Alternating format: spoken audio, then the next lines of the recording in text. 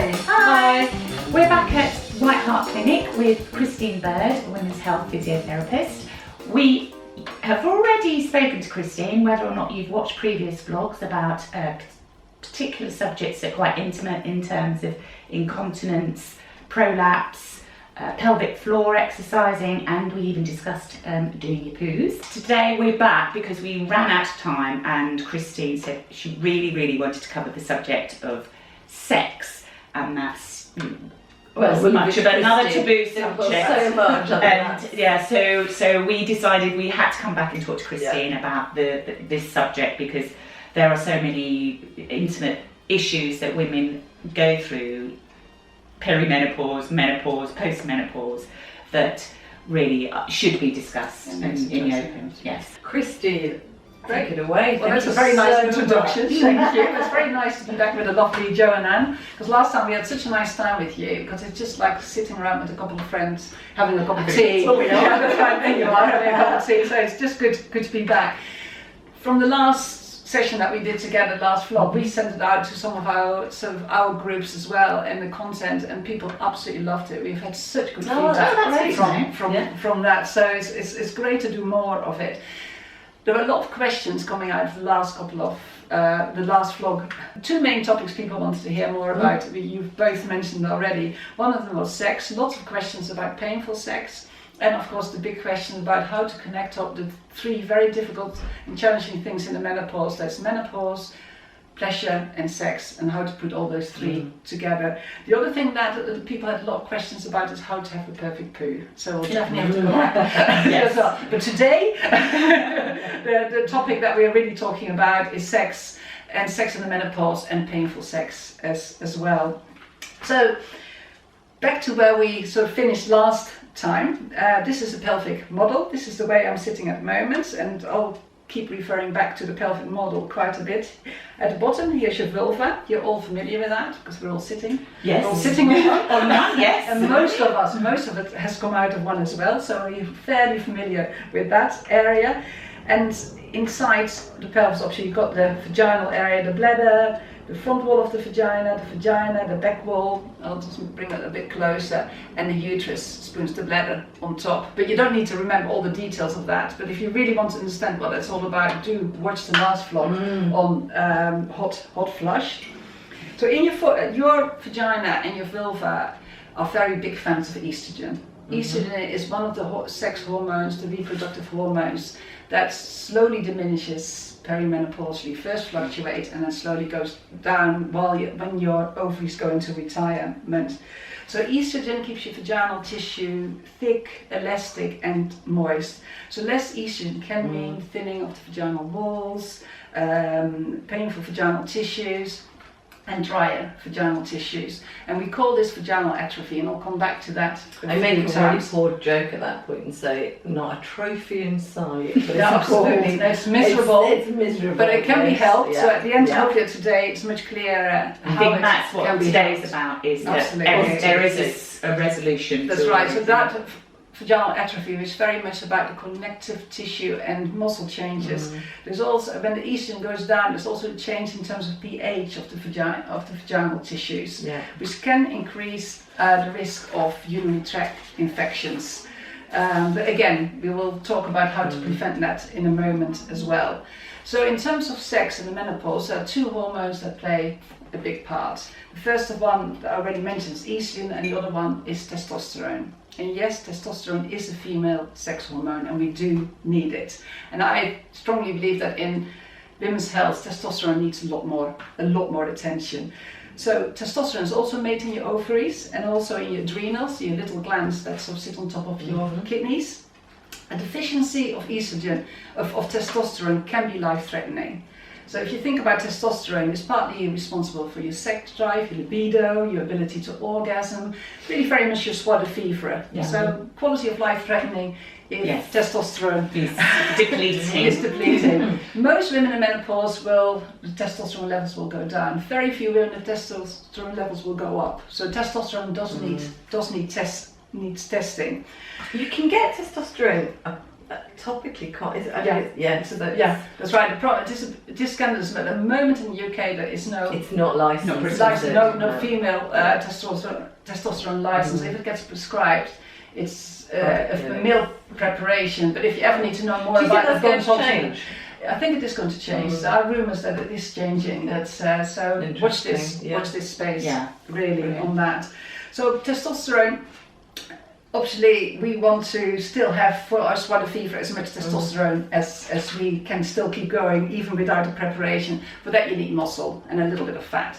Okay, so muscles are your friends in menopause, and we said that the last time as well. So keep up your exercises that mean that you're using your big muscle groups on a very regular basis, which is weights, which can be weight training, can be your body weight, but anything that really gives you some good muscle tissue. So stay strong. So with those hormonal changes, it's no surprise that during the menopause, the sexual experience and sex drive can change. Which is quite interesting that the Journal of Clinical Psychology published a trial or a publication last year, I think it was, that relationships that perceived to have good sex improved with 20%, but more importantly, relationships where there was no sex, there was a decline of 70%. 70. Yeah, 70. That's quite profound, isn't It it? is very profound. So we're talking a swing of 90%. So if you're It's a large. having sex, It seems to matter in a. it'll improve things by 20%, but the by not having it damage at all. is That's right. Wow. Yeah. So.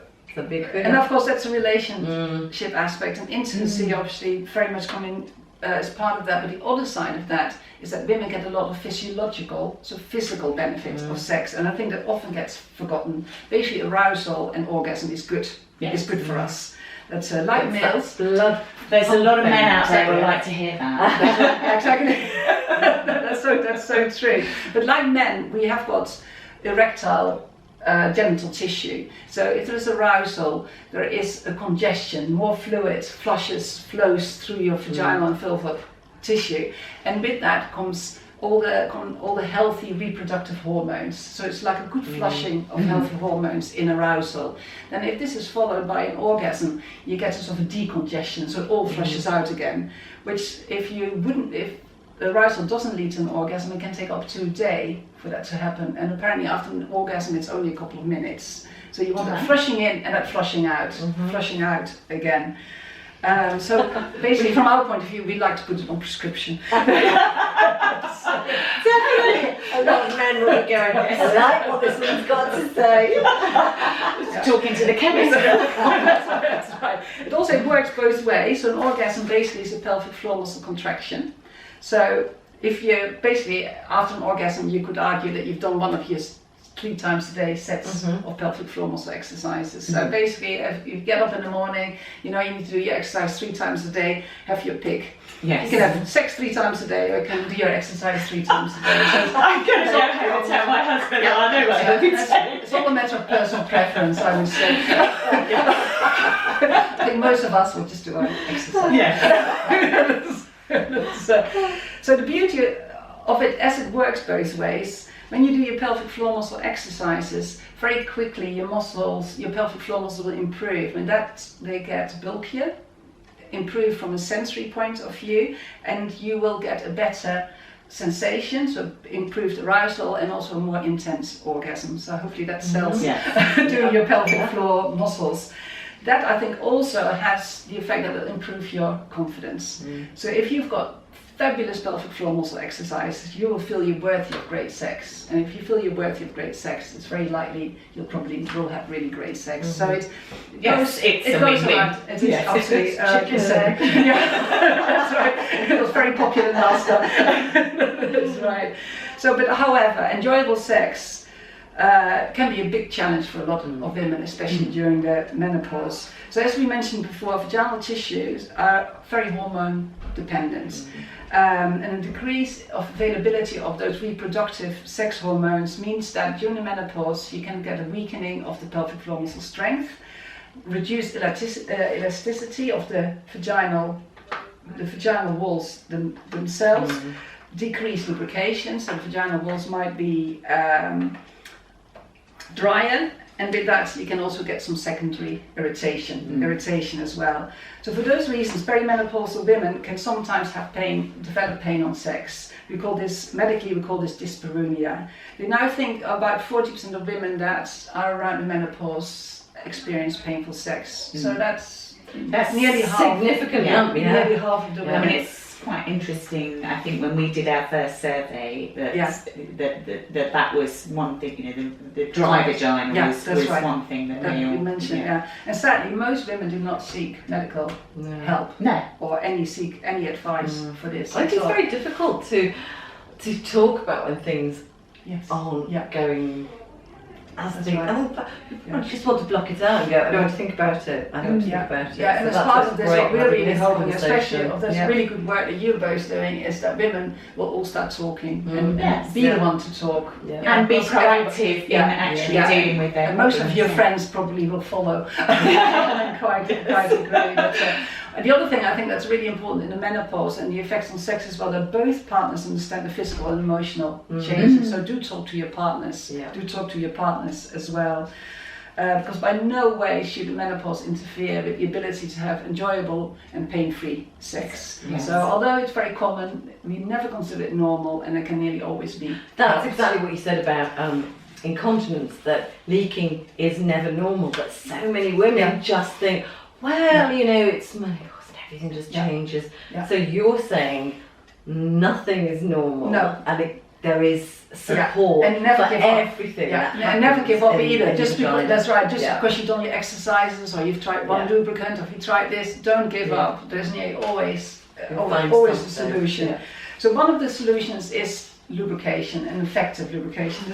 There are quite a lot of products on the market like Silk, Yes, Pure Med, Uberlube, Replenish, and I'm sure we've forgotten a few as well. They are really good products because they are the right pH for the pelvic floor, and not all the products in your local chemist will have the right pH. Parabens free is important. Exactly, that's right. So do ask your GP or your local chemist for a pH. And they are available on prescription. You'd have to, we're not going to recommend any particular brand, that's but right. there are your GP is able to prescribe. Absolutely. lubricants. Yeah, and like when people come and see us, again, this happens to be a Silk one, but we will normally give people a sample just to try different things out, but it can be any of the other brands, as well. But they're great products and they can really help. So they're non-hormonal options and they will help to bring the moisture back into your vaginal tissue.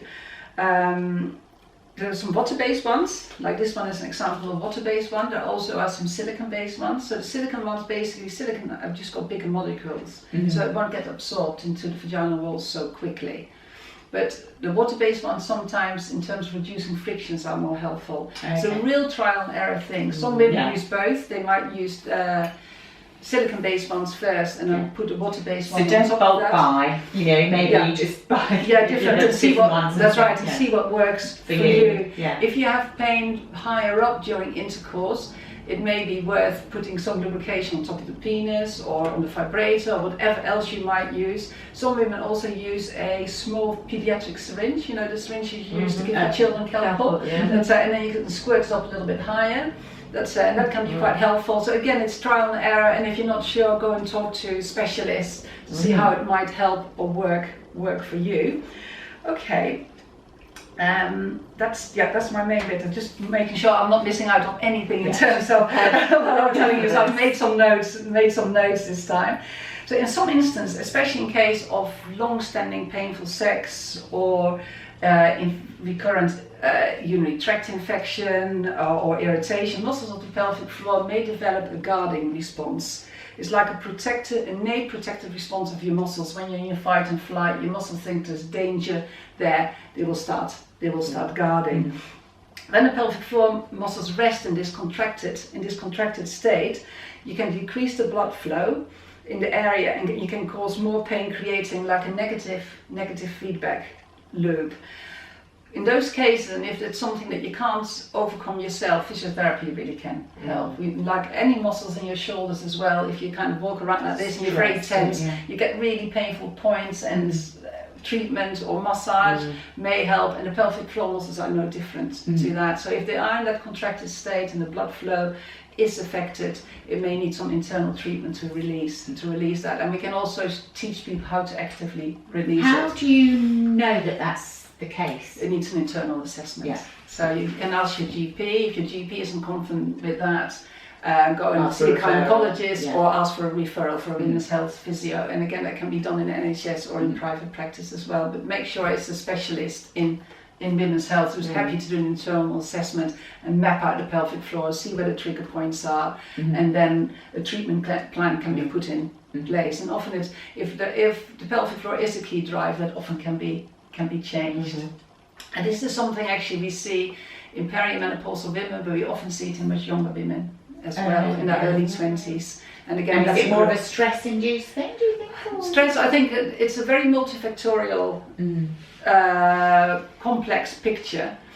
Pelvic floor muscles can be a key driver, stress can be a driver, but often, especially if it's long-standing, more than one factor plays a role. But we're always sort of trying to find the missing parts in the puzzle and see if we can start moving forward from there.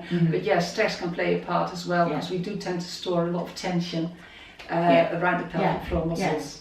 Because obviously, if they're in their 20s, they've not necessarily been through childbirth or any of that that might weaken it. Yeah. So That's right. So they can. But again, this is something that we see in women of all ages. Okay, so the other thing that really can help is topical local estrogen, and we talked about that a little time. I've just got an example. This happens to be Vegifem. It's a small tablet, which a couple of times a week you pop in vaginally, it just shoots out. It can be a cream as well.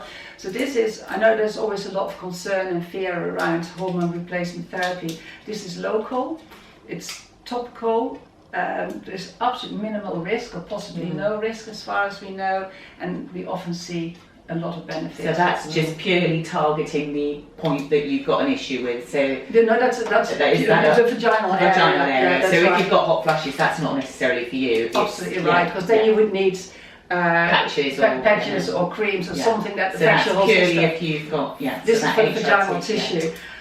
Just a tablet for the vagina, basically. That's right, and it will help the muscle tissue, it will help lubrication, and it will help to have a healthier vagina. Basically. That's right, exactly. And I do often find that women, apart from doing their exercises, lifestyle, this is really helpful. So what's that one called? This happens to be Vegifem. Vegifem. That's it's 10 milligrams, it's very low dosage. And it's another thing to go and discuss with your GP, especially if sex is painful as well, because it can be helpful. Some of the gynecologists we work with believe that every woman over a certain age probably should start using. Then women are breastfeeding sometimes can be helpful as well, because obviously that's very similar from a vaginal tissue point of view, because estrogen is low as well. In some countries they prescribe it for postnatal breastfeeding women, but we're not licensed in this country for that reason. Okay. So just to summarize, that vaginal atrophy, so change in vaginal tissue is really miserable. So it's so painful. Sex can be painful. You can't, it's itchy. You can't wear your favorite jeans anymore. So do go and sort it out. I think someone just described it as having sex with some sandpaper. Yeah, that's right. It's so miserable. Yeah. So I hope that most women will have the courage to go and speak to somebody and have it. And not suffer. That's right. Have it sorted out. Okay, so in summary, the 3 top tips really. Do your pelvic floor muscle exercises. If you're not sure how to do them, watch the vlog. And we've done your hot flush website before. And the squeeze app, absolutely. But not just your pelvic floor, also all your big muscles groups, because that's important for your general well-being, for your cognition, but also for your testosterone. So that's when we go back to sex. Use it with lubricant, and use it generously as well, and involve your partner in that. And if you think you might need topical and local estrogen, go and talk to your GP. If your GP is not confident, make sure that you, in the end, see somebody that's confident to talk about it and discuss it with you. There's just a couple of other things. I was looking at a few websites while I was preparing this, and Sue Croft, she's an Australian physio. She had a little thing on a blog this week. I think it was this week. And basically she was talking about sit like a man, and actually I want to take this opportunity as well, because we're all cross-legged. I know, exactly. That's right, because it's also an opportunity for me just to say thank you to some of the physios who always put genius content on, which really helped me to talk about this. And Sue Croft is one of them, Elena Miller, Katie Lau, Amanda Savage, and they're always so happy to share content, and that kind of helps all of us to talk about it. But what Sue put down, this must be one of her favourite men. He's Jamie Fraser in The Outlander. You might want to kind of. Unfortunately, he has got his top on here, but he has got a fantastic six-pack. He has got a fantastic six-pack. It's a shame he's got shirts on. But if you see him sitting, he's not holding in his six-pack. Look at him. He's sitting comfortably, letting it all hang out. If only he had to. That's right. And there's another picture as he put in that same blog, which I think really sums it up. And I will show it. I'll show it a little bit closer to you. Oh no, we're about doing that. Oh. So it's kind of sitting cross-legged. You know, look at the men in the middle, quite comfortably, legs apart. The girls all in their tight dresses, sucking in their tummy muscles, sucking in their pelvic floor. And the question is, you know, seriously, can it be a drawback to have a hard belly and a tight pelvic floor? If you do it all day and all night, yes, it can be. So although it's great to have a six-pack and it's really good to have strong pelvic floor muscle, you need to let it go. Right, let it go. Okay, there we go. For two reasons, what we were saying, because it can cause pain and irritation. So although it's good to contract it, make sure you let it go as well. So now you can sit, let your inner thigh muscles go, let your tummy go, let your pelvic floor go. So release, balance out the good posture with the relaxation. It's harder all day. Yeah, that's right. And then of course the breathing comes, just to sit and kind of just sit back for a little bit, relax your legs and breathe, gently breathe through it and just see how it feels. And I don't think we do enough. While she's crossing her legs. I didn't know that it's good. I think that's the thing, isn't it? No, absolutely. No, that's true. That's another thing that absolutely. That's and it's not just the fact that we obviously can get a painful vaginal tissue. It's also by the time you actually need your pelvic floor, when you suddenly cough a sneeze or you want to hold in that wind because it's not an appropriate moment, your muscles might be fatigued because you've been holding it all day. So then when you suddenly need it, it might not be there because you've exhausted it out absolutely all day. So so now and again, sit like a man. Sit like a man. Well, there we go. That's another tip. That's right. Apart from supporting women through their menopause, we do see, what I said earlier, so women through all phases of their lives, and especially the younger women that suffer from painful sex in the time that they may want to start a family. It can be devastating, so always come and ask for help. And I know it's the second time I say it, but it's just that so many women don't seek help. And talk to your daughters, talk to your mother, talk to your friends, and make sure that we all become ambassadors. To go and seek help, because often the solutions are actually relatively simple. If you ask early enough as well. That's right. Exactly. So do. So I just thought I'll just talk about a few things that are on the market and people are always asking about. Is it a good idea to use this, to use that? So I just thought I'll talk about a couple of things. One of them, actually, we don't have in the clinic, so I just took a picture of the Joe Define website. She actually has got a good range of different toys, and this is just one of them. This is a small vibrator, and especially if there's pain on sex, this is something that can be really quite helpful, because women can use this to desensitize the area. So it's a low frequency vibration, and the good thing is in terms of because often in treatment we use these devices, but it can always be a challenge to move from a more therapeutic environment to enjoyable sex again. And the good thing about sex toys like this, they will help that transition. Because of the vibration, it can desensitize the painful areas, but at the same time can also cause arousal, with hopefully the benefit of pleasure as well. So there's a few other things on the market like that. And another one people always ask is about the activity tracker. You might all have heard of the Elfie, which is a lovely activity tracker. It's not right for everybody, but a lot of women do benefit from it. And this is an activity tracker you obviously don't wear around your wrist.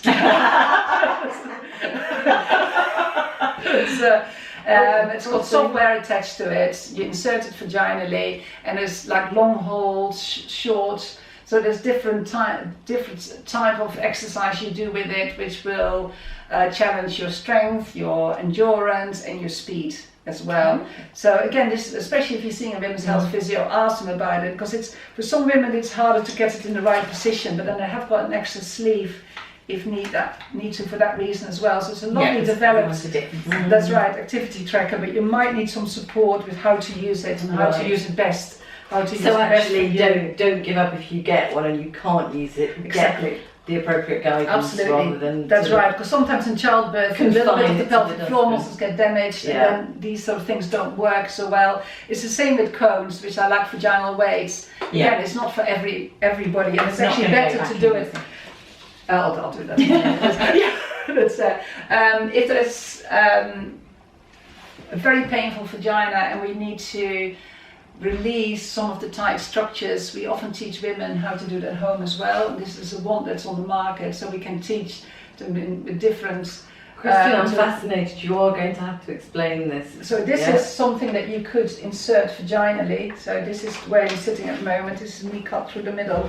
So basically, let's say if you've got a trigger point in the muscles here, you'll be able to put just a little bit like a massage tool that you might use on your shoulders in a painful point, and you apply pressure until it releases. But there have to be quite specific trigger points, and it would really need to be taught by a specialist. By a physio who knows what they're talking about, how to use it, what is a real trigger point. It's not just about a sore point, it's a bit more than that. So this becomes quite sort of specialist.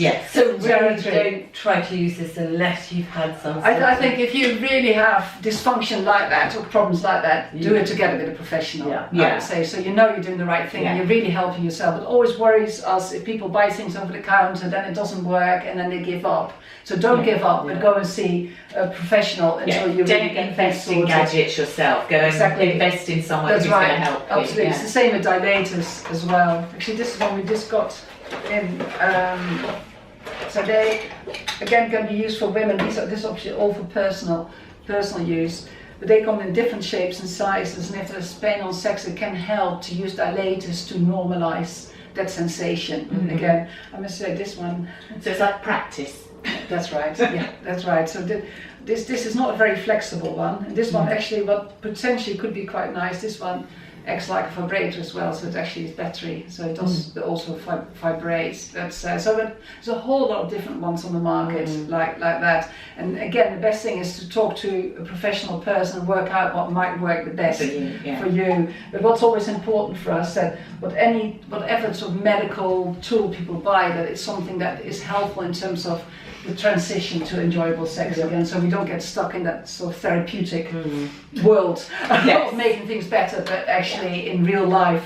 And that's something that you discuss with your clients when they come in. It's not a very medical and therapeutic discussion. It is very and much in that way, I always learn so much from patients and our clients as well, because they often have more toys and things at home. And so every day, we learn something new, and also we've learned you don't open a cupboard and you've just got a beautiful range of things.